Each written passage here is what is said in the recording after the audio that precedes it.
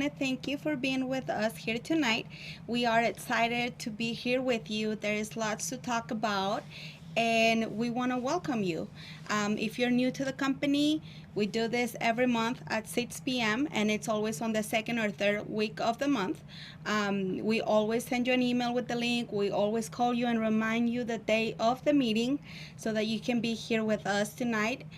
We have a lot of information to share with you, and without further ado, I will let Peter continue with this meeting. Thank you, Myra. Yes, it's amazing time to be in. I know that a lot is going on, and everybody is probably like, what's going on with the market? What's going on with the rates? But to be honest, for me, it's the most exciting time to live in because of all the stuff that's going on, and to be able to get into the details and then trying to do all the things that you plan to prepare and then see how it all plays out. So that's kind of what I want to talk to you guys today. I've heard some feedback from a lot of you saying that, you keep saying, well, you got to prepare, there's all this stuff coming, like how should we prepare? So I want to get into details with that. This today's meeting is going to be in two parts. One, I want to focus on, just kind of underline exactly what is going to be happening, what's going on this year, what's going to happen in the first quarter of next year, how that convergence is going to look like. And then I'll give you five topics or five points that you can take on how to prepare after we do the attendance call and stuff like that. But yeah, so without further ado, first of all, I want to let you know that as all the cycles, we've talked about this, PDP is here to stay. We've been in the industry for 15 years. This is our fifth cycle. And I mean, it's amazing. I'm excited about times like this. So it's somebody that if you listen and hear what we're talking about here, and if you apply it, you can do really good in the market, no matter what market it is.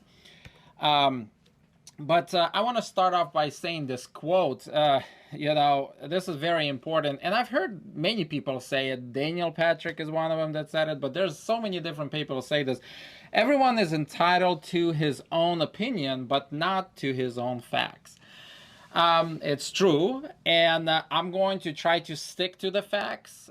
If you have any thing that you want to comment on, or if you don't agree with something, or if you don't understand something, please reach out to us. I really enjoy talking to y'all and getting the feedback. I mean, I can't get better either if I don't get some feedback from you guys.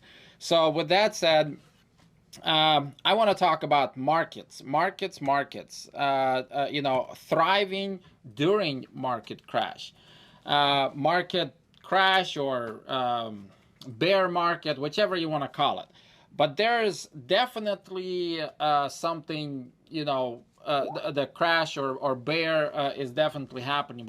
You've heard this last week that we've got into a bear market with stocks and, that was like, oh my gosh, the whole news blew up pretty much. It's like, it dropped 20%. What does that mean even? Do any of us even know what that means? But what I've told you guys, all of you guys before, again and again, and I'm going to say it again, one of the major reasons, and I'll get to this video, one of the major reasons why the prices are moving and everything that's going on in the industry, it's due to supply and demand. So there's a very short video on here that I've seen. I want to share this with you guys. Let me see if I can play, and we'll come back after. Hi, it's Ula, and I work here at the IMF. Here's a quick fact you didn't know about me, though. I love blueberries.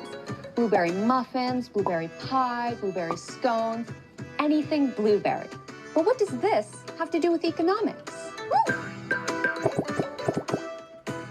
So, I go to the grocery store to buy blueberries. The lower the price, the more I'm inclined to buy, maybe 2 boxes instead of 1. That's the law of demand. The lower the price, the more you demand. Now, let's say I'm a farmer and I grow and sell blueberries. Well, for a seller, it's the opposite. The higher the price, the more blueberries you want to supply and sell, because the more money you can make. That's the law of supply. The higher the price, the more you supply. Now, where these 2 lines intersect is our equilibrium price, or market price. That's the price I pay to buy my delicious blueberries. So far, simple, right? But here's where it gets really interesting. What if there's a new report that shows that blueberries are even better for your health than you thought? Now, at the same price, we want more blueberries, so the demand has gone up. Now, the entire curve shifts to the right because at any price, people want more blueberries than before. And what if really bad weather destroys some of the blueberry crop? Now, at every price, farmers will supply less, and the entire curve shifts to the left, and the equilibrium price increases. So now, only the people who can afford really expensive blueberries buy them. The rest of us switch to grapes. Yeah, very simple video, right? It makes sense, but what does this have to do with trucking? Well, as you know, we provide not blueberries, but we provide service. Our service is to transport the loads, right? And this is where the biggest misunderstanding is with dispatchers or self-dispatched owner operators. When they start booking loads, they call up the broker and they say, hey, you know, this load from A to B, you're paying $7,000.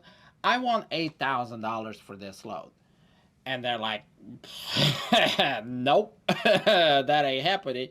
Well, sometimes they'll be nice to you and they're like, well, you know, I can really try. I need to talk to my boss. But bottom line, no. So why?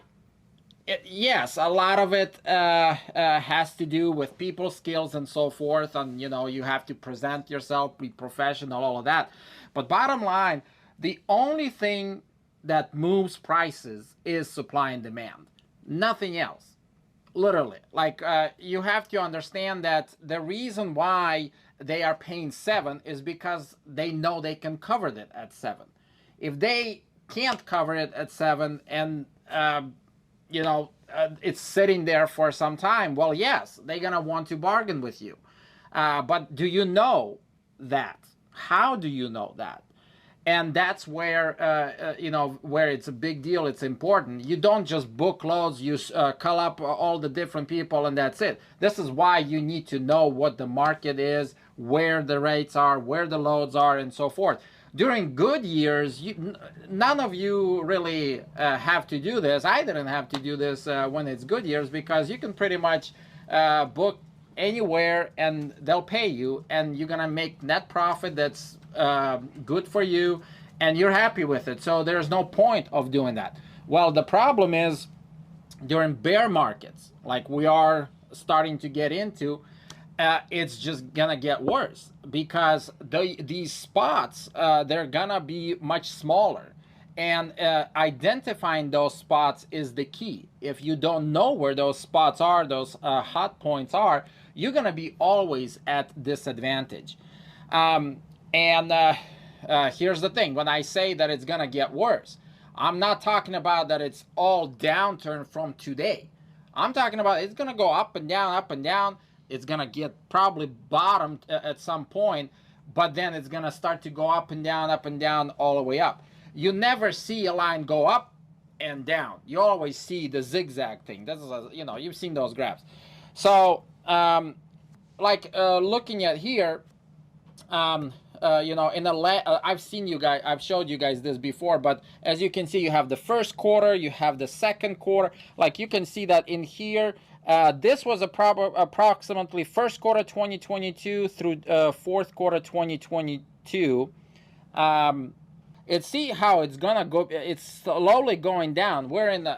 I told you guys about the fake good year, right? This is what I'm talking about. and I'll get into this more, but we're still overall on a downturn, as you can see in this B section. Then in 2023, 2024, it's probably going to be kind of bottom down, kind of going up, and then you have 2025 future, you know, between 4 to 8 quarters. That's going to be high again, and then it's going to go down again, high again, all so forth. Now, I do have a disclaimer here, obviously. You know, this is a trucking market prediction only. I'm not going to, you know, predict everything and anything. In fact, this prediction is very, I would say, hard to predict. Like, I don't know the future. None of us do. So I can't really say, well, you know, on January such and such, or, you know, or that year at 3 p.m. or something like that. No, but overall, we can make these predictions because of history and other things that I'll show you. But bottom line, you got this cycles. Everybody knows about the yearly cycles and approximately 4-year cycles. We've seen it happen again and again. There's the economy, GDP cycles if you are into stocks and stuff like that. But bottom line, there's cycles. And it's approximately going to be something like this. Now, if it's going to be much shorter, I'll be happy. Please, please, please prove me wrong. You know, I would prefer it to be much faster in the down and go up much, you know, to be able to go up much faster. But this is something very important that I've seen. The supply and demand cycles, looking at convergence, there's a few of them. And this is what I want to show you guys. Let me just pull this up really quick. This is what I was talking about before. You see, in first quarter of 2019, this convergence right here. Convergence is a lot of different things coming together all at once, right? In a single time of point. If you look at this graph, first quarter 2019, if you've been around in trucking in that time, you remember the rates, everything significantly dropped really fast, and it was brutal. It was hard for first quarter, second quarter, and then steadily it started to go up. Well, I can show you these more if you want. We can send these to you. But bottom line, we will have a convergence of another one coming up in first quarter, let's see, first quarter 2023. Yes, because we're in 22 right now. So right after the election, there's another convergence coming of all of this stuff, which I don't have this mapped out because, again, I can't predict the future. But looking at this, the biggest difference is this... the biggest difference is the GDP is going to be also on the downside during this cycle, which we did not have that before. We had the yearly cycle all the way down here. We had the load to truck ratio down, which is kind of like 4-year cycle. We had, you know, it was right after election. The trucks orders were down significantly. All of this happened in that previous convergence, and it was bad. Wait until you see what's gonna be, you know, that's coming up. The only reason why you're feeling the rates right now, as you can see, is because we have some of these drop down, but they're not converging all at once at the point.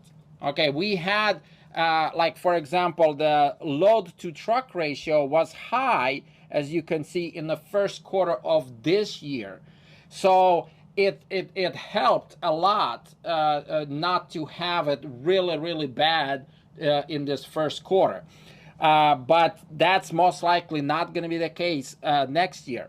And yes, I mean, so looking at all of this, you have a lot of stuff going on. The midterm election is, you know, you got to be careful and you have to watch out what's going on in politics, but not, you know, fall into that fear. But you have to be aware of what's going on in politics, at least, and enough to understand that it's going to affect you, your family, your economy, everything that's going on in one way or another. Okay, it's going to affect us all in one way or another. So knowing, what's going on, for example, the election, they have a lot of going, every single party. I mean, I don't care which party you're for, Democrat, Republican, anything in between. Everybody is trying to prop the image and show everything's pretty. And even though it's all going down, the inflation is dumbed down. I forgot to put the rates, the interest rates, because that has its own thing, as you know. And if you look at all of these convergence, there's a lot of stuff that are going to converge in the first quarter of next year. So watch out for that. This is why I call this year as a fake good year, because it ain't good. Nothing's good about it, but it's gonna be fake because it's all propped up to look like good. The positive thing that we have is historically, no matter what's going on with all the other trends, we do have a yearly cycle, and the third and fourth quarter are always known to be much higher. So that's good news for us. This is why if you're not ready yet, you should get ready, because you only have, a little over 6 months pretty much to prepare for what's to come. So with that said, let's continue. But looking at a couple news, I just want to give you guys some examples. Shortage of ability to produce enough equipment of 2020 third quarter and through 2021 fourth quarter rose all new and used equipment prices sky record high. I mean, it was just crazy with all the prices. It's starting to go down now, but my question to you is, do you see the opportunity in here? Okay? Do you see the opportunity in here? This is very, very, very important. You can look at all the doom and gloom, but if you don't see the opportunity, then I'm telling you, there is one there. Okay? And I'll tell you in a minute. But this is the thing. I'm not talking about being over optimistic and always positive and stuff like that. No, look at the facts and make a decision on how to adjust, what to do, what not to do. But there is an opportunity with this. So then, soaring fuel prices leave owner-operators with tough choices, right? I'm sure every single one of you guys have felt this, but it's been going up for so long. I mean, fuel has gone up in price because, U.S. energy became dependent on others, even though we were energy independent before. I'm from Ukraine, and I know that people say, well, it's all the war and stuff like that. Well, the fuel prices were high before the war. But bottom line, what I'm saying in here is that demand in trucking service has dropped because you cannot keep adding whole bunch of trucks on the market forever. So even high fuel prices will not win against the law of supply and demand. But what does this mean to you, as an owner operator? I mean, hint, what is your fuel gross ratio? What can you do about this? You have control over this. It's not like, the sky's falling and you cannot do anything about it. Did you look at your budget lately? What is your gross profit? And what's interesting on this report, when they came out, you can see at the very bottom there, it says that the president of this, Transport Consulting FTR has some advice for owner-operators struggling with the massive spike in diesel fuel prices and plunging spot market rates. There are good reasons to sell your truck and become a driver. Really? I'm sorry, really? Do they have something that you don't have over this fuel prices? It's like, oh, they don't have fuel prices issue, like they have cheaper fuel or something like that. Fuel prices is an issue everywhere. Okay, when the market, when it's global, it's not even US only, it's global. Okay, everybody's being affected by this.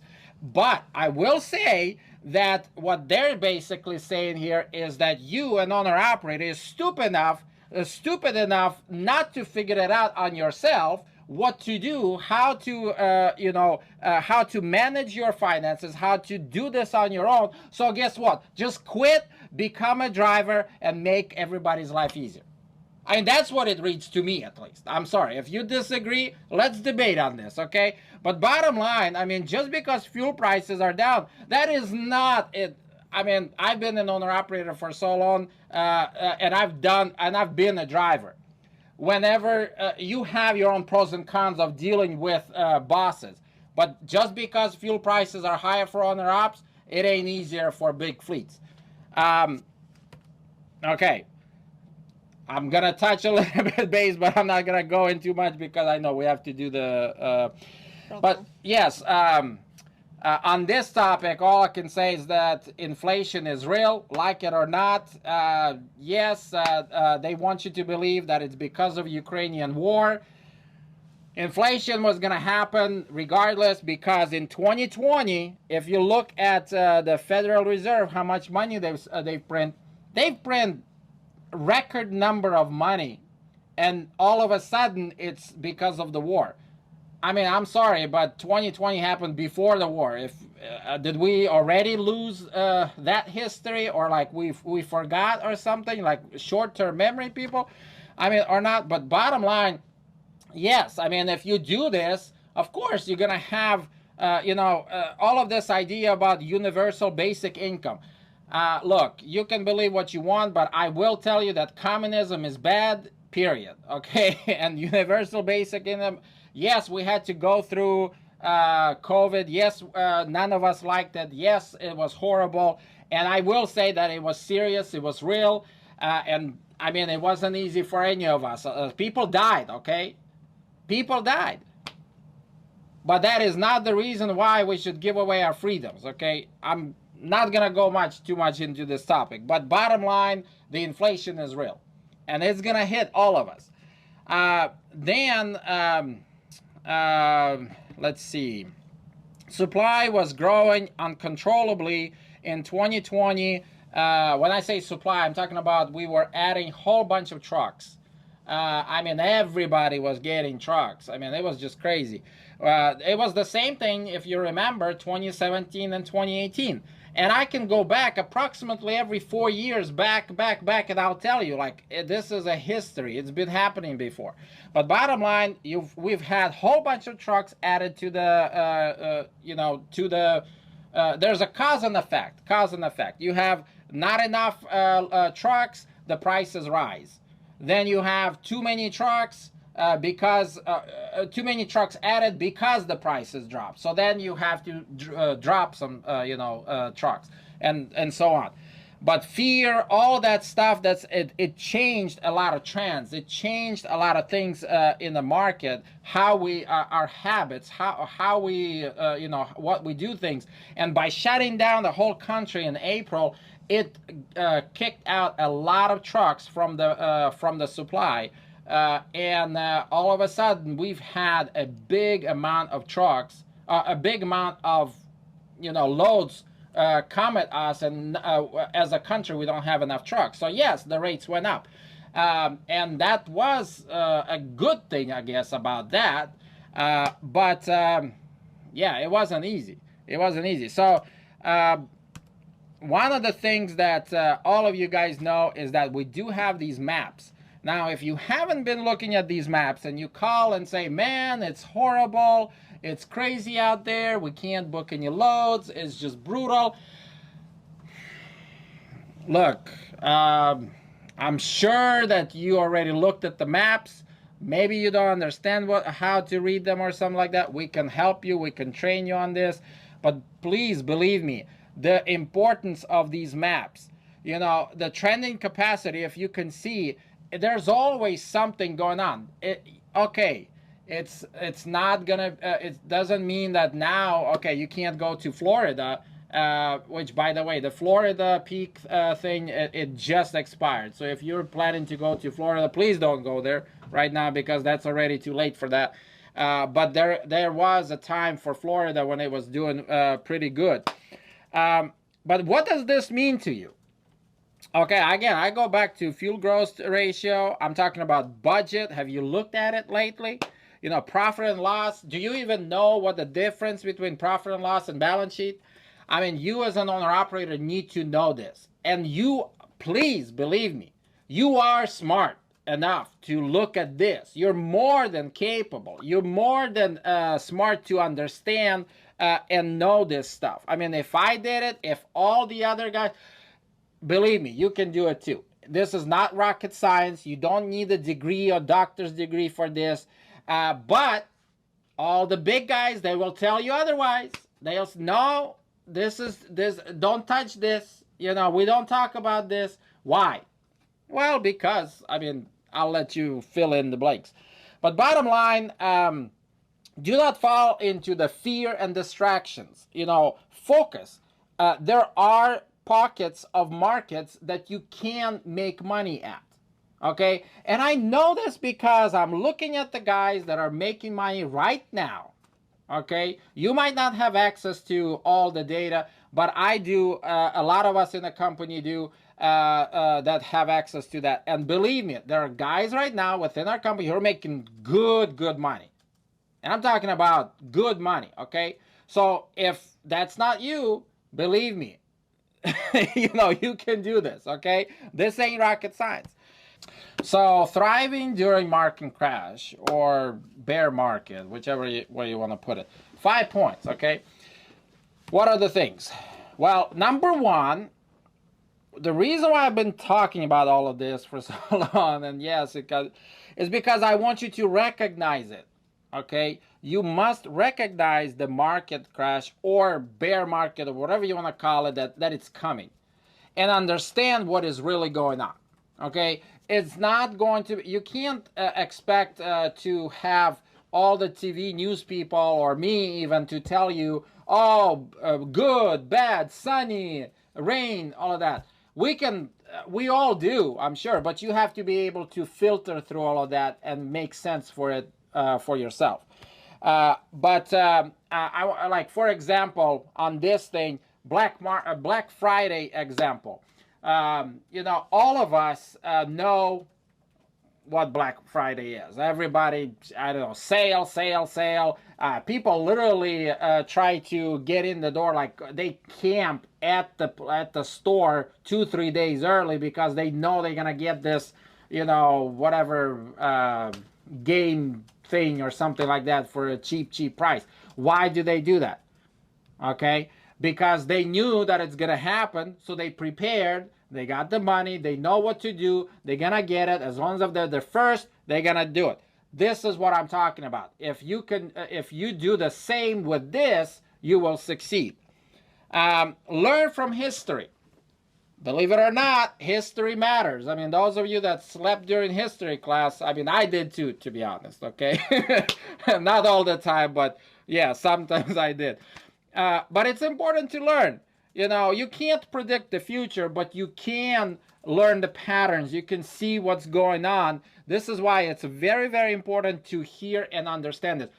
All of you that are here today, because you've heard, Peter's going to talk about, the market, all of that.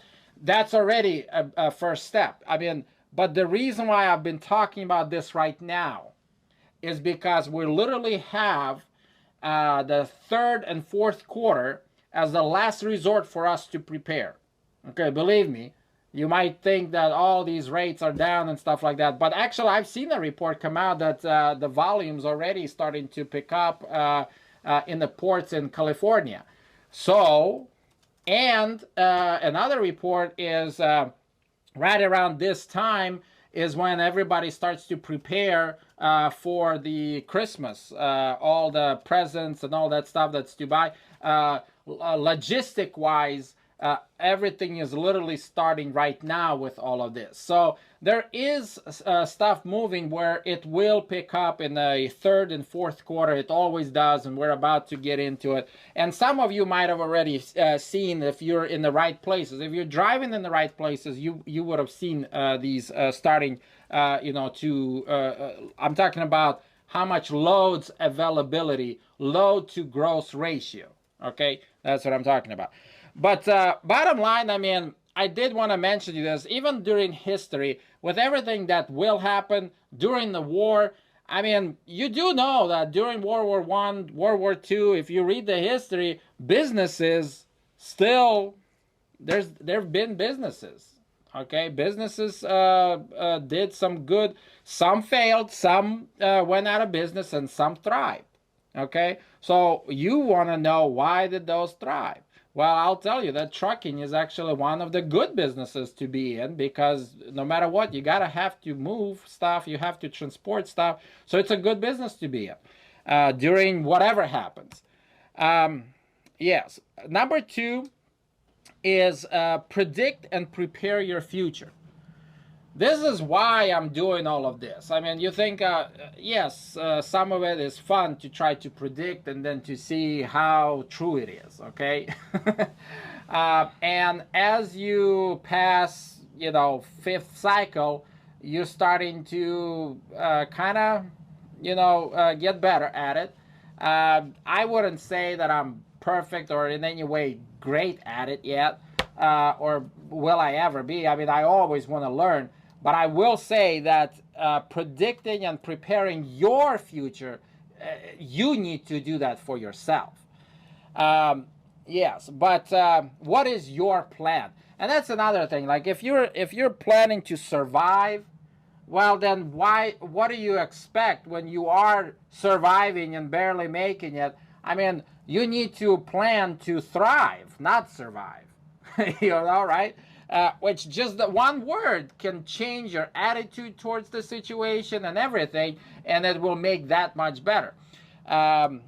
Yes, but studying the past and finding applicable insight that connects to the present day and adjust accordingly. This is very, very important. This is very interesting too. There's been a study, people who fail use these two reasons, which I'm sure that some of you maybe used. I know I've used this before, and it's just sad, but it's true. One of them is they claim that they never saw it coming. Have you ever had anybody tell you, oh yeah, Christmas just sneak up on me? It happens every year. Everybody knows what the day is, but all of a sudden it just sneaks up on you, and you're rushing to that store. There's actually movies about this, and it's probably one of the best Christmas movies out there. The guy was working so much that he forgot to purchase a present, and for some reason in the movie he has to do it on the Christmas day. It's like, what do you expect? I mean, you're gonna most likely not get that toy for your son or daughter that you're trying to buy because it's gone. Okay, so why do we do that with finances, with work, with business? All of a sudden, once we're already down in the valley, I never saw this coming. Really? I mean, please. A second thing is, they saw the signs. So like I'm giving you the signs. I'm telling you it's happening. I'm sure that you've seen every single podcaster and trucker and everybody. Oh yeah, something's horrible happening. Well, a lot of you are probably thinking of quitting or doing something else. But guess what? It's possible to go through it. But if you see the signs and if you don't adapt or if you don't change, if you don't use these points, they're useless. You're still gonna be, sneaked upon. So it's all a matter of being prepared. Get ready, okay?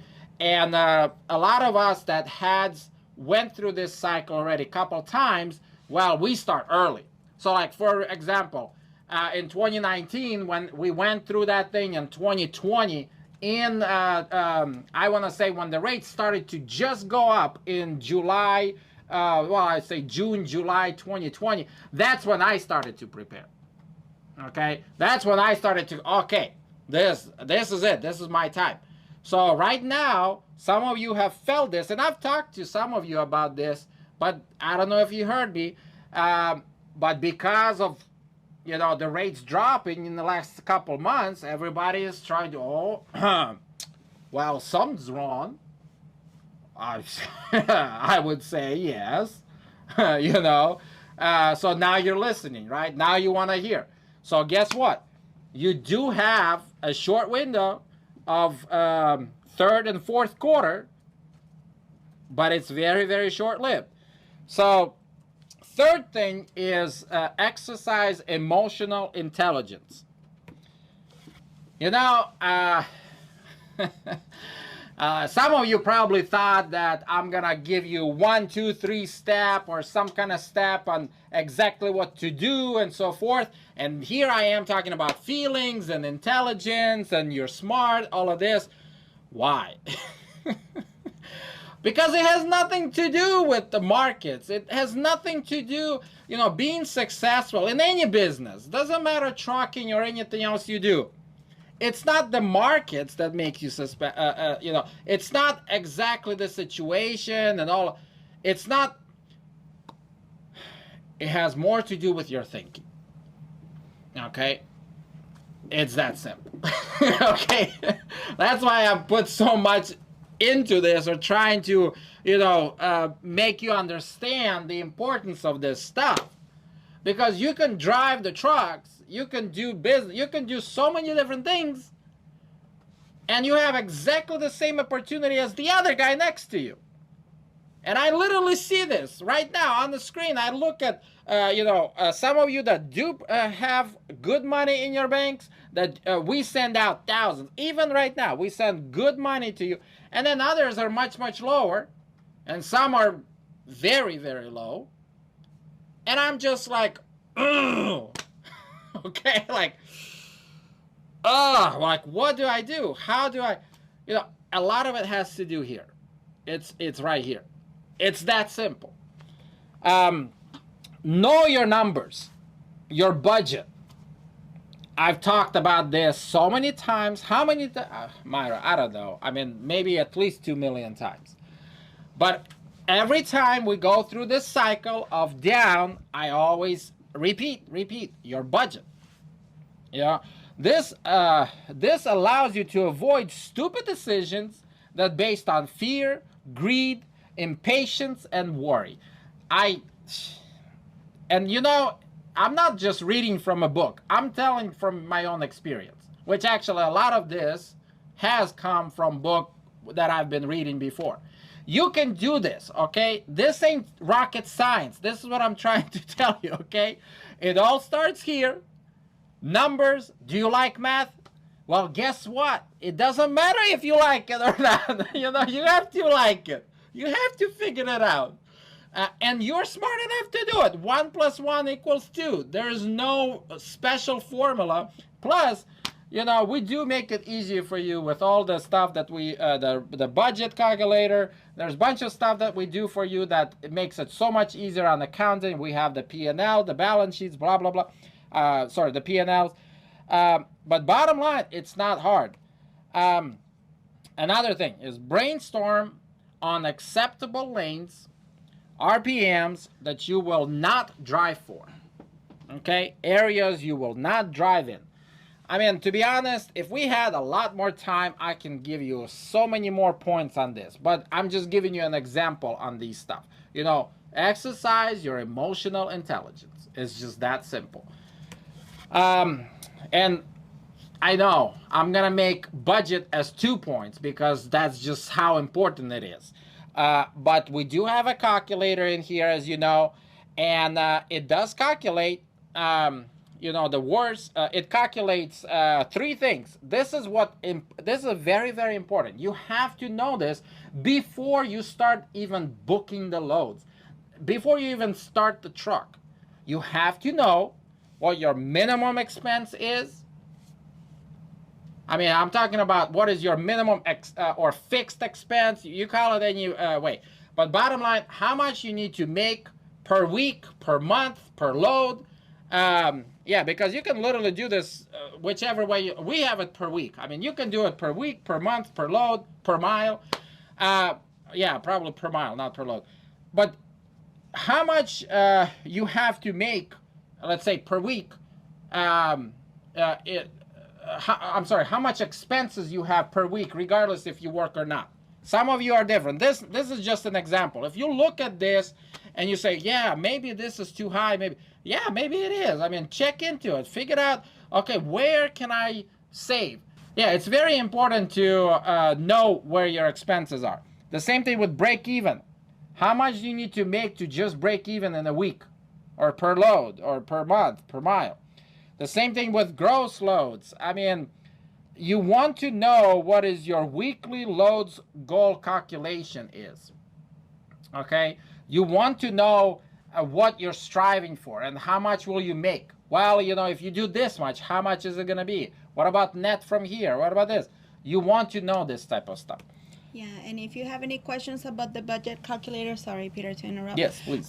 Please reach out to the billing department. They have actually been calling a few owner ops per week to just go over the dashboard, go over any questions you might have, go over things like the heat map that Peter was talking about, that it's so important for you to know, budget calculator.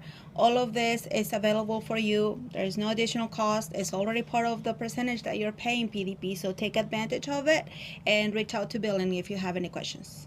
Thank you. Yes, yes, yes. And number 5. I mean, I actually stole this. I really love this.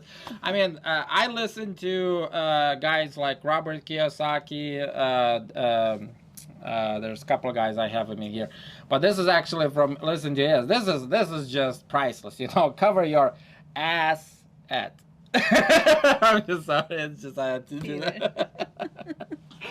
But yes, I mean, well, how do you prepare? How do you prepare? When I say that, I mean, pay down your equipment.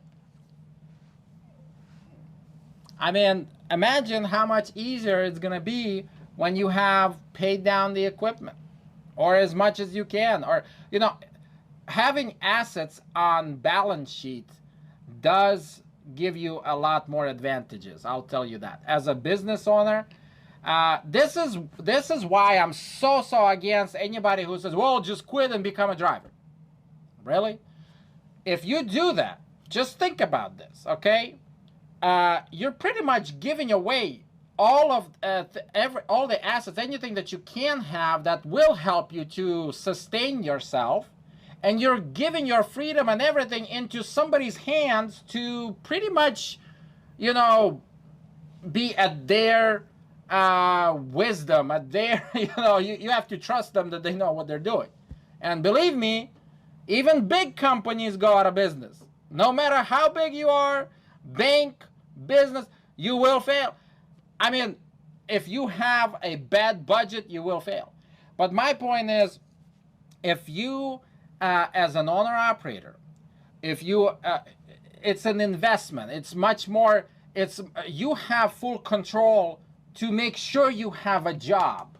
And that's another thing. If you look at the unemployment rates, that's another actually trend to look at. If you look at that, during bad, worst times, the unemployment rate went up so high. Why? Why? Right? So by being an owner-operator, you actually guarantee yourself a job because you are your own boss. But if you're a driver for somebody, okay? So bottom line, when you have equipment, as you build up those assets, I mean, there's things that, and it's debatable, is truck and trailer an asset? I mean, it's like a car. I mean, it has its own pros and cons. Yes, it depreciates in value, but you have much more possibilities when you've paid into a truck, when it's paid off, versus you know, not renting. Or renting it for a long time and never owning it, or just driving a truck and never owning it. I know that in America this is very controversial because, you know, everybody just rents, and it's like, well, you always will have a car rental, car payment. You will always have a truck payment. You don't have to do that. You know that, right? And I guess just from my experience, I mean, you build it up and it does help you. This is why we're pushing and telling. Some of you guys already reached out to us and said, hey, you know, can I buy out the truck? Can I refinance the truck? Sure. I mean, and that's another thing, I mean, which it's on here. But yes, you can refinance a truck. If you can't pay it off, you can refinance it and have much cheaper payments, right? I mean, you have 6 months to do it. Can you do it in 6 months? That's up to you. But I will tell you that on the eve of when everything's crashing, you won't be able to do that. Nobody's going to look at you in the bank anywhere. Nobody's going to say, oh, yeah, okay. No. Okay? But preparing, right? You got to prepare. Your equipment is something that you can levy, right? To get the next better truck. Okay, putting it as a down payment and so forth. I mean, that's also a possibility. In fact, we're going to be doing and getting into this more and more, and I'll show you guys a video at the end of this, a promotional video.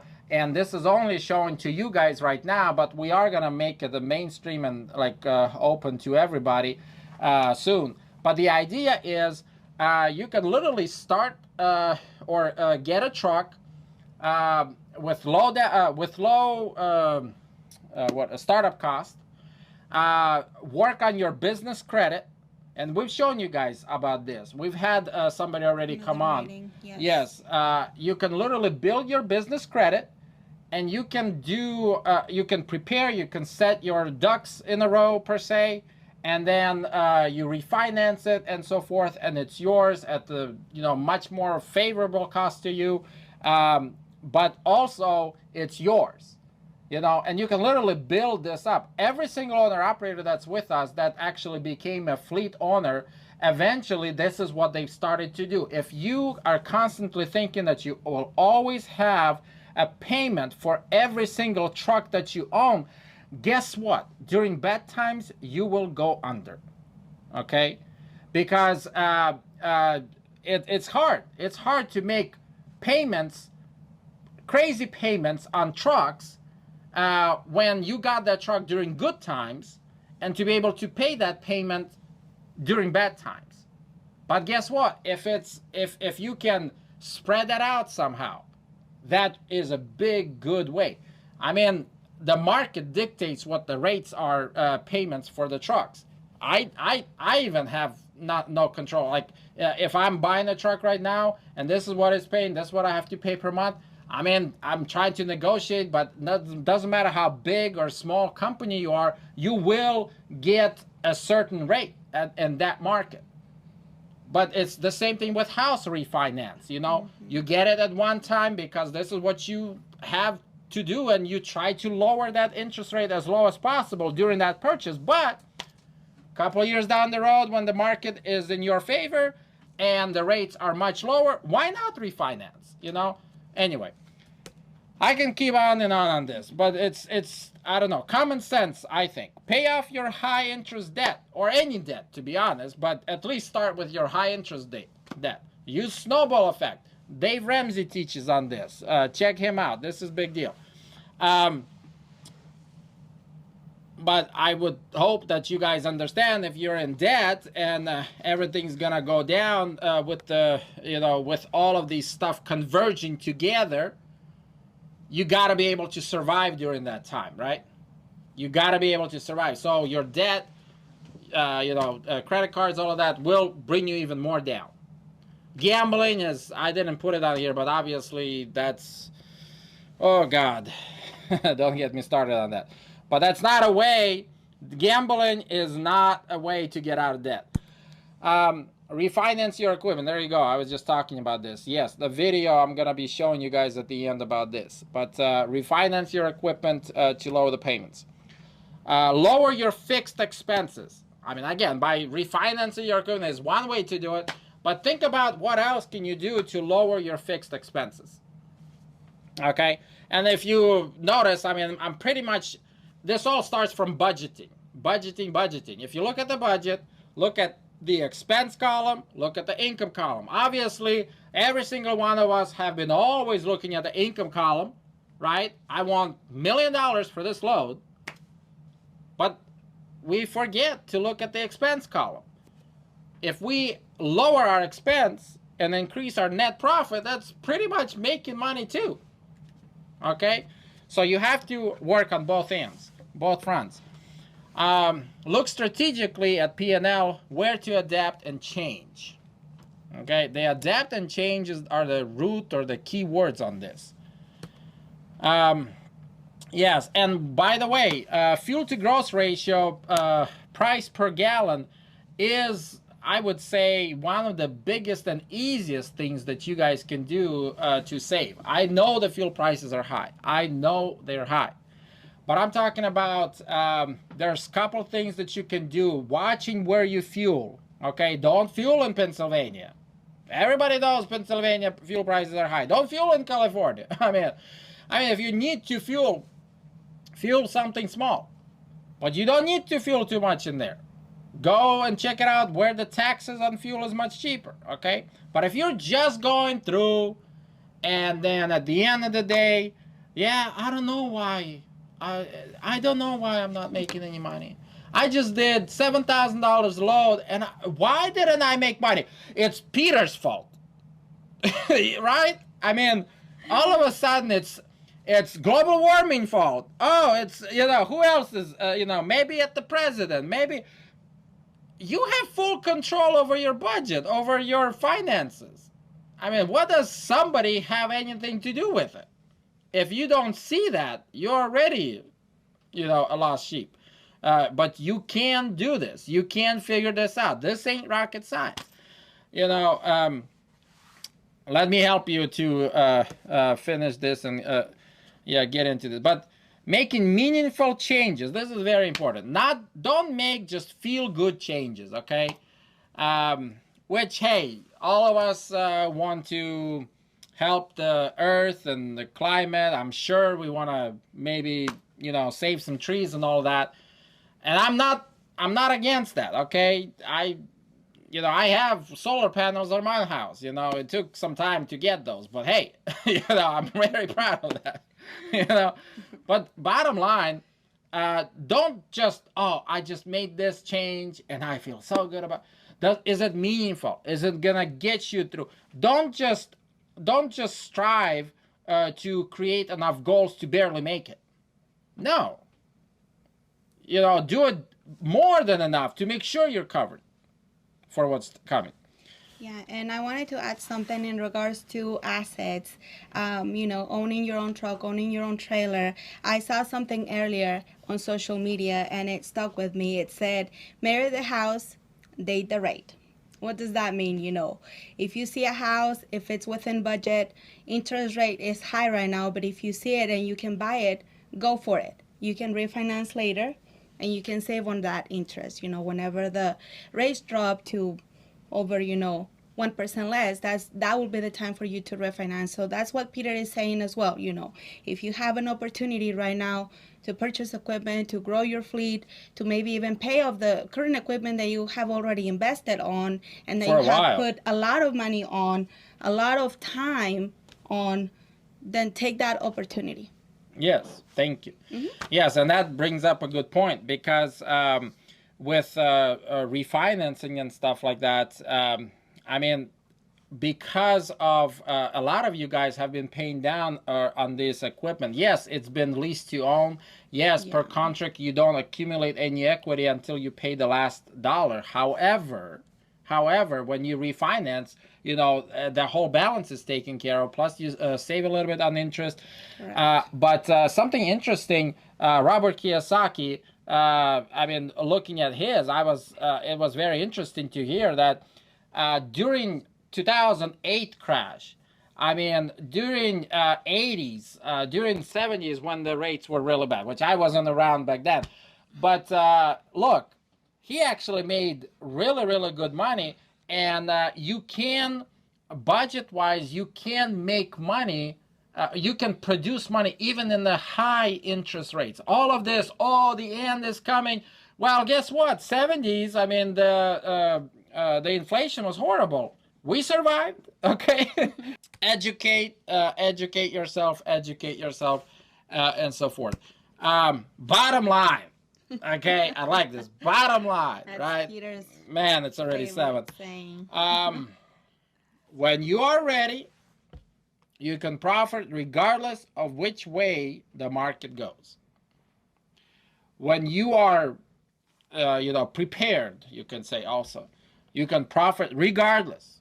of which way the market goes. I started my company in 2006. I did not know any of this. 2008 came, it hit me like, oh my gosh, all of a sudden. Well, I survived, okay? It wasn't easy, but you can too. And that was bad back then, if you remember. Confidence and prosperity starts from your knowledge and attitude. And that just speaks for itself. Leadership is what decides prosperity and failure. This is actually one of my good friends. He just called me today and he's like, yeah, I had this epiphany. I'm like, yeah, this is really good. This is really good. This is true. You know, you lead. Or do you lead? I guess the question. But leadership is what decides prosperity and failure. Okay? Which is it going to be for you? If you are excited for bear market, this is the latest grand, revelation for me. Okay, personally, in the last, I want to say, well, since mid 2020. Okay, but if you are excited for bear market, then you are ready to prove your predictions right or wrong. I mean, it's interesting for you. Because you've been getting ready, you've been excited, you know what you're doing. You tried to prove it last time, and it kind of worked in some ways, and now you do it even better. And here it is, okay? Here's the bear market. It's dropping right here. You know what's interesting? A lot of us think that all of a sudden, when we go into the horrible time, it's gonna be forever. Well, it never is forever, It's interesting. And if you think about it, look at Tesla. Look at all the people that were, Tesla, he wasn't that rich, if you know Elon Musk, all of a sudden, from his, childhood, he wasn't rich. He grew, he became the richest man in the world. It was a little over than a decade. We're talking about a lot can happen in a year. A lot can happen in a cycle, and there's all of these different cycles. It's not that hard. So it means that if you are where you are today, well, first of all, get ready. But even if you don't, it's not like it's gonna be, for the rest of your life. We will get through this, okay? And if you're not ready, you have until, well, okay, and here I put a date, okay? December 23rd, 2022, to prepare. Why did I put a date? It's not because I have a crystal ball. It's not because I can see the future. None of that. I just look at history, and for some reason, literally, right before Christmas, everybody goes home, or on the day of Christmas, and then after that, it just drops off. It don't wait until January 1st. No. Literally, it's the Christmas day. Everything just drops off. Doesn't matter which year, every single year, but because of the convergence. Remember that. Convergence of so many things coming in the same time, it's probably going to be much harder. However, you can survive this. And guess what? The people who are going to be the first on the beginning of that wave are going to get the most out of it. Okay?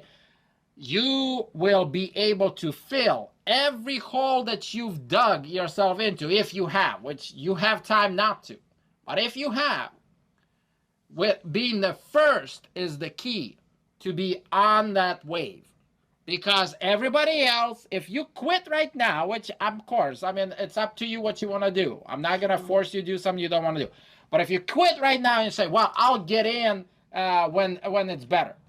You ain't going to be in the beginning. You ain't going to be the first. And you're not going to get the most out of it. And you're going to keep constantly going in and out, in and out. I have some people that I know personally who done this for the rest of their life. They've been in business longer than I have. We're close to 100 trucks. He's still with one truck. Well, two. Bottom line, you can do what you want to do. But if you quit and you continue going in and out of business, you will always be in and out of business. What's the definition of insanity? Doing things again and again and expecting the same result. Right? Anyway, man, I'm telling you, I really wanted to get into this, but I don't have time on this. But Robert Kiyosaki, Rich Dad, Poor Dad, he's written a lot of other books. I mean, it's very interesting. I'm not selling real estate here, okay? I know he does mostly. I'm not talking about real estate. I'm talking about just applying the principles, okay? Yes, but there's a lot of good stuff. Learn to use your emotions to think, not think with your emotions. I mean, that's a good one. But there's so many different things. And then Dave Ramsey, which again, Total Money Makeover is his probably one of the first or one of the best written books, but he's written so many different books. And he pretty much teaches about, against credit cards and all of this other stuff, which again, I'm not, exactly, saying you can read this book. It's a good book, but the principles behind it, okay? And he talks about so many different things on how to prepare. I like this one. If stock market falls, I will buy some more while it's down. If real estate is down, I will buy some more. And then I have something that I've added to it. If trucking is down, I will happily figure out how to thrive through that downturn and come out stronger out of it, which will most likely include buying a lot of trucks at discounted price. I mean, do you like discounts? Myra, do you like discounts? Of course, yeah. Imagine buying a discount, 20%, 30%, discount. Now, I mean, does that mean, do I wait? Let me just wait until that time and then I'll get in. But then it will be gone, or the price will be, back at where it was before it got discounted. And also, if you get in then, your transportation, trucking knowledge or whatever you're learning is going to start from then. There's a lot of things that you can learn from today till then so that you don't miss those deals. But how can you know what I know or what we know, or for somebody who's been in business for a long time, where to look for 20, 30% discounts if you haven't even done it? So the whole idea, well, I just need to time this, and Peter, when's the best time to get into trucking? I completely disagree with that. And you know what's interesting? Every single one of these guys say the same thing. Like, Robert says the same thing about the real estate. There's no really a good time to get into it. You just have to get into it. And then you have to learn and get really good at it. But you don't start getting good at it or learning from it, from your mistakes even, if you don't have, anything that, anyway. You get my point. One of the interesting thing is that he says in here, I mean, this guy is really radical in some ways, because he says, stupid is not illegal. Just like that. Fear is the enemy of hope. And then there's this other guy. Right? There's, I don't know. I thought maybe those two guys, they have quotes. Maybe I can take a crack at it, and then we're done, I promise. Okay? You don't physically die from hopelessness, okay? We will get through this unfounded downturn of emotions. Because really, that's all it is, okay? It's not economy. It's not market crash. It's just an unfounded downturn of emotions. If you can learn and understand the different market cycles, you can prepare and take advantage of these by slingshot yourself into financial independence. This is exactly what I've been doing. And I'm telling you, if you learn these cycles, use them towards your advantage. Okay, this is how you grow a company from 1 to 100 trucks. And when I'll reach 1,000, I'll tell you, it's not much different.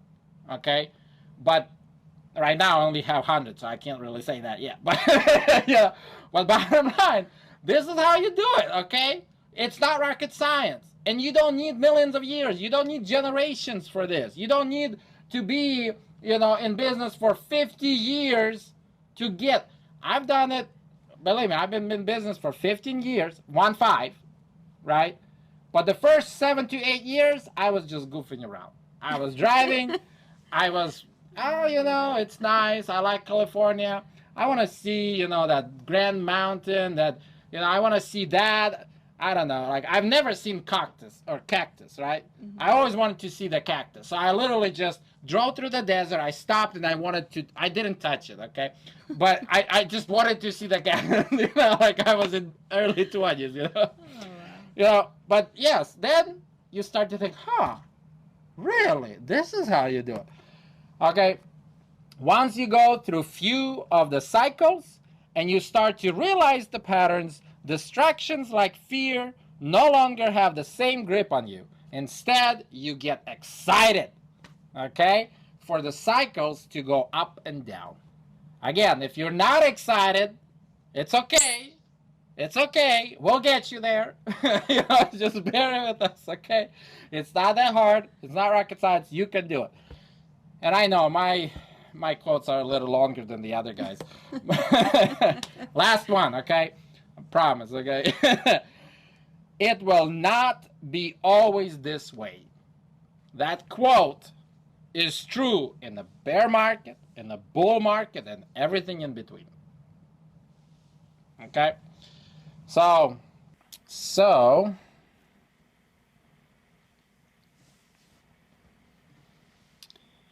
let's see, spin.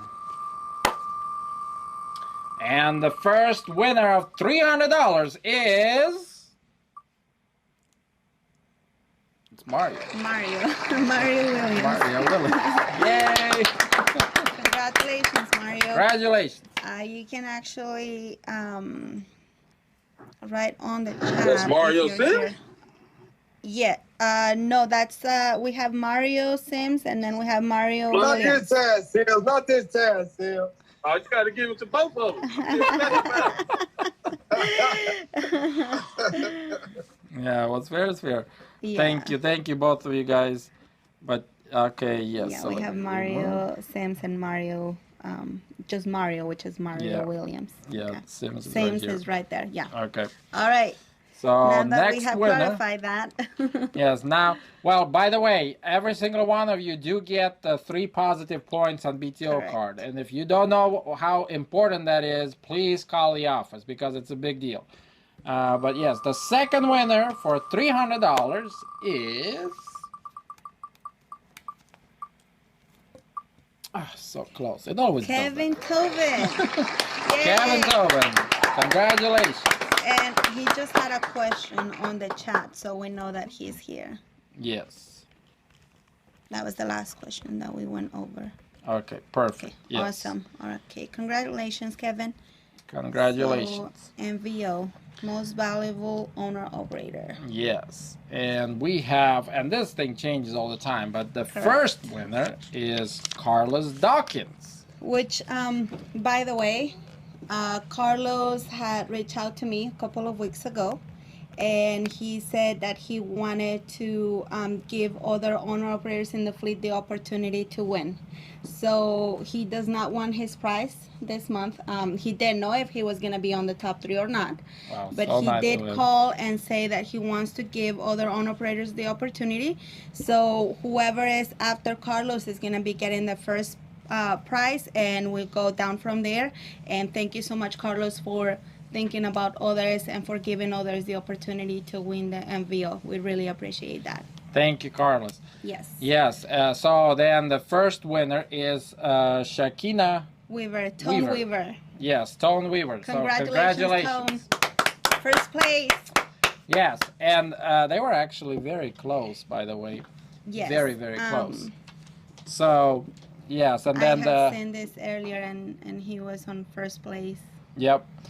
Shakina. Yep, and then the second place is going to be Adam Gentry. Adam Gentry. Yeah, so congratulations, Adam. Second place. Yep.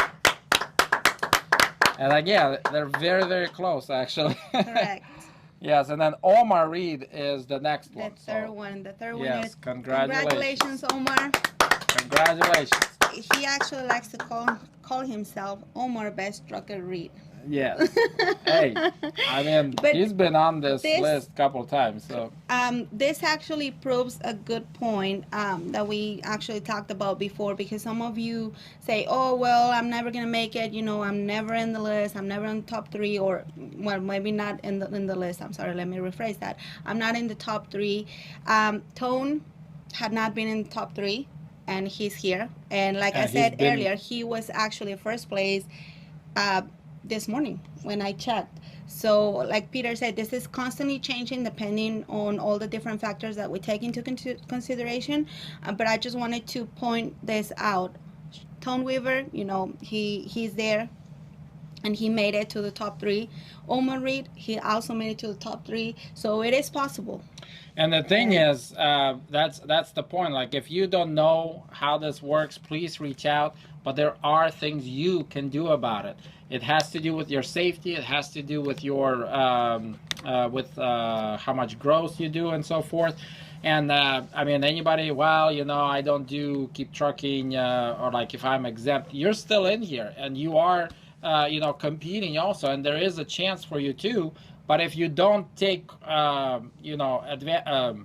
initiative to do the other stuff too, it's not just on logs. That's the thing. I mean, there's so many different things that it's looking at, that every one of you have the advantage of, or I should say, opportunity to do it. But it's up to you if you do it or not. And that's what I'm looking at whenever I see that some of you guys are making a killing. Even right now, you're making good money, and then others, you call it, oh, it's so tough there. It's always tough to somebody like me when I started, that didn't know what was going on. Okay, if I was just goofing around, I was just driving anywhere and everywhere, it's gonna be hard, because you don't know what's gonna hit you. But in any case, you can do something about it. You have full control. It's not, your net profit has nothing to do with global warming. Okay, therefore, good news, you can do something about it. And that's gonna do it for today. Our meeting for today. So, Peter, you do have to write your book. okay. I think you're ready. Yeah. Well, thank you so much, everybody. Thank you all. Have a blessed day. And the next meeting is in July 18th. So please tune in, and we're going to talk more about the market. There's a lot to talk about this, and we will keep at it, but there's a lot more that we can do. July 18th is a Monday at 6 p.m. Thank you. Have a blessed day. Thank you.